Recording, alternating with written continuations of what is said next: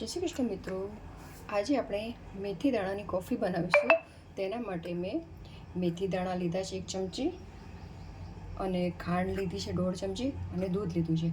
તો આપણે સૌપ્રથમ ગેસ ચાલુ કરીશું અને આ મેથી દાણા નાખી દઈશું પેનની અંદર। હવે આને શેકવાના છે, આ મેથી દાણાને।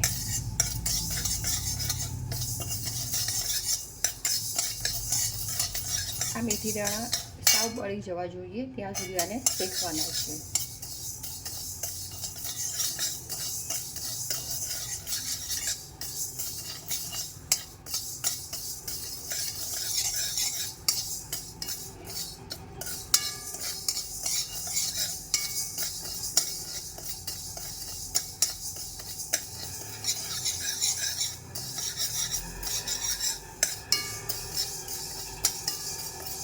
તો મેથી દાણાનો કલર હવે ચેન્જ થવા આવ્યો છે ધીમે ધીમે।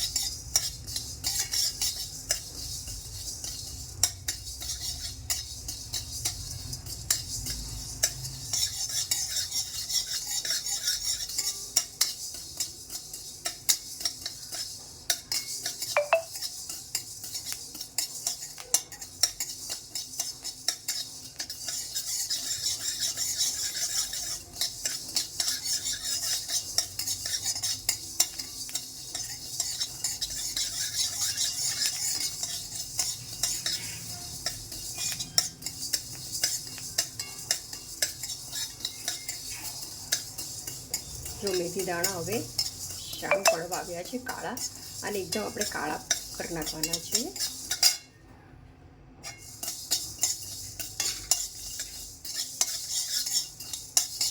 આ મેથી દાણાનો આપણે મુખવાસ પણ થઈ શકે છે, એની ચા પણ બની શકે છે।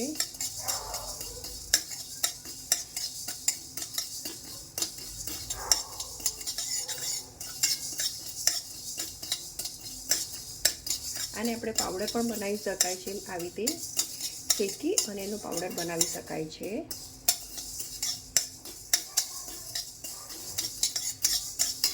અને આ હેલ્થ માટે ખૂબ જ સારું છે। આ જો આપણો મેથી દાણાનો કલર ચેન્જ થઈ ગયો છે। હવે આપણે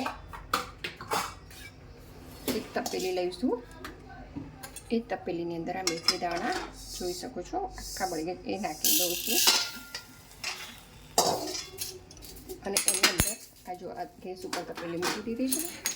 હવે એમાં હું આ દૂધ નાખી દઈશ। દૂધ નાખ્યું છે, પછી આ મેં 1.5 ચમચી ખાંડ લીધી છે એ નાખી છે। હવે આને હવે આને હલાવવાની છે આપણે।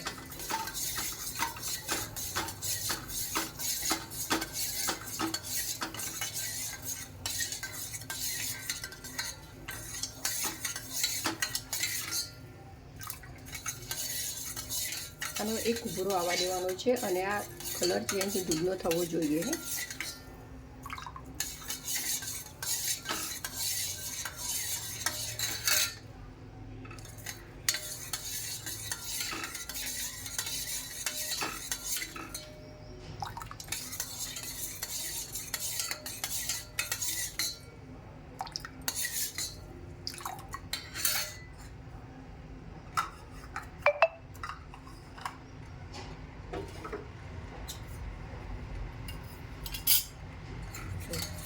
જોઈ શકો છો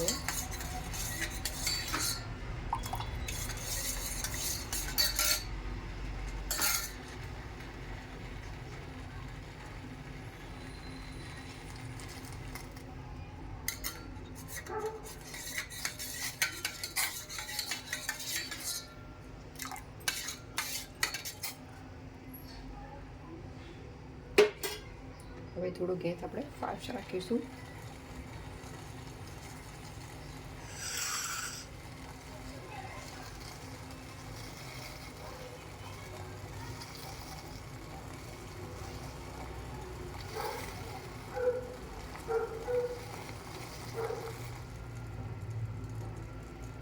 એક બે મિનિટ આવી રીતે ઉકળવા દઈશું અને હવે આપણે ગેસ બંધ કરીશું.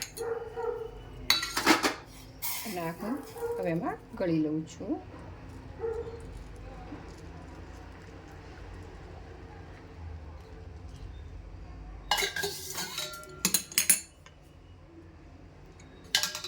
જો આ આપણી કોફી, મેથી દાણાની કોફી તૈયાર છે. જય શ્રી કૃષ્ણ.